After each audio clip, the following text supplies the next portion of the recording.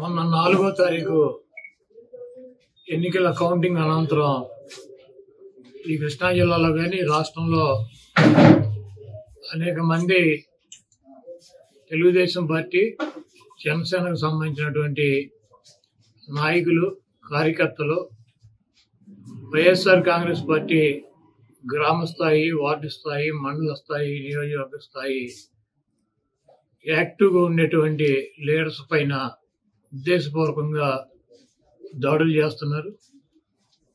అదేవిధంగా వాళ్ళ ఇళ్ళకెళ్ళి ఇళ్ళు పాలు కొడతాం, కార్లు పాలు కొడతాం, అర్ధరాత్రులు వెళ్ళి వైఎస్ఆర్ కాంగ్రెస్ పార్టీ శ్రేణుల్ని భయపెట్టాలి, ఈ వైఎస్ఆర్ కాంగ్రెస్ పార్టీని డిస్టేజింగ్ చేయాలని చెప్పి పెద్ద ఎత్తున ప్రయత్నాలు చేస్తున్నారు. వాటిల్లో కొన్ని చోట్లయితే ఫిజికల్గా వ్యక్తుల మీద దాడులు చేయటం, కాళ్ళు ఇరగొడతాం, చేతులు ఇరగొడతాం, తల్ల బాగలు కొడతాం. అదేవిధంగా ఈ గ్రామాల్లో కానీ ఇక్కడ కానీ మీరు ఉండకూడదని చెప్పి వార్నింగ్లు ఇవ్వటం అనేక రకాలుగా చేస్తున్నారు. వీటికి ప్రత్యక్ష సాక్షులు పోలీసులు దగ్గర ఉండి వాళ్ళు కొడతాంటే వీళ్ళు చూస్తూ నిలబడి ఎంజాయ్ చేస్తున్నారు. ఈరోజు మా దగ్గర పోలీసులు ప్రేక్షక పాత్ర వహించేటువంటి సన్నివేశాలు, తెలుగుదేశం పార్టీ అల్లరి మోకల్లో మా వాళ్ళ మీద దాడి చేస్తున్నటువంటి సన్నివేశాలు సీసీ ఫుటేజీలతో సహా ఫోటోలతో సహా మా దగ్గర ఉన్నాయి.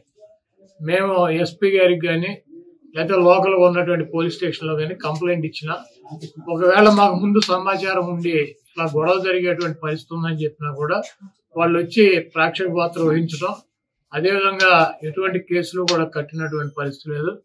కాబట్టి మేము జిల్లా పార్టీ తరఫున మా దగ్గర ఉన్నటువంటి వీడియోగ్రాఫర్లతో ఫోటోగ్రాఫర్లతో హైకోర్టుకు వెళ్ళి ప్రైవేట్ కేసులు వేయాలని చెప్పి నిర్ణయించుకున్నాం. తప్పకుండా దాడులు చేసినటువంటి వాళ్లే కాదు, దాడులు చేస్తుంటే చూస్తున్నటువంటి పోలీసు వ్యవస్థ మీద కూడా కేసులు వేయటానికి సిద్ధంగా ఉన్నాం. అదేవిధంగా వైఎస్ఆర్ కాంగ్రెస్ పార్టీ నాయకులకు కానీ అదేవిధంగా కార్యకర్తలకు కానీ ఎటువంటి భయం ఆందోళన చెందాల్సినటువంటి అవసరం లేదు. రేపు 2 రోజుల్లో జిల్లాలో ఉన్నటువంటి ముఖ్య నాయకులందరం కలిసి ప్రతి నియోజకవర్గానికి వెళ్ళి దాడులు చేసినటువంటి వాళ్ళ ఇళ్ళకెళ్ళి ధైర్యం చెప్పేటువంటి కార్యక్రమం చేస్తాం. దీనికి జగన్మోహన్ రెడ్డి గారు కూడా మీరు ఎట్టి పరిస్థితుల్లోనూ కార్యకర్తలు కానీ నాయకులు కానీ జరుగుతున్నటువంటి దాడుల్ని మీరు చూస్తూ ఊరుకోవద్దు, పార్టీ అంతా యాక్టివ్గా ఉండి అందరూ ఒక వేదిక మీదకి వచ్చి వాటిని తిప్పి కొట్టాల్సిన అవసరం మన మీద ఉందని చెప్పి ఆయన కూడా చెప్పారు. కాబట్టి పోలీసు వ్యవస్థ ఒక అసమర్థమైనటువంటి వ్యవస్థగా ప్రేక్షక పాత్ర వహిస్తున్నటువంటి ఈ పోలీసు వ్యవస్థకి మరి మా నుంచి ఈ తెలుగుదేశం పార్టీ గోండాల నుంచి మా పార్టీ నాయకుల్ని కార్యకర్తల్ని కాపాడుకోవటానికి మేము కూడా 2 రోజుల్లో రోడ్డు మీదకి వచ్చి ఎక్కడైతే మా వాళ్ళ మీద దాడులు జరిగినాయో, ఎక్కడైతే మా వాళ్ళని ఇబ్బంది పెడుతున్నారో ఆ ప్రాంతానికి వెళ్తాం.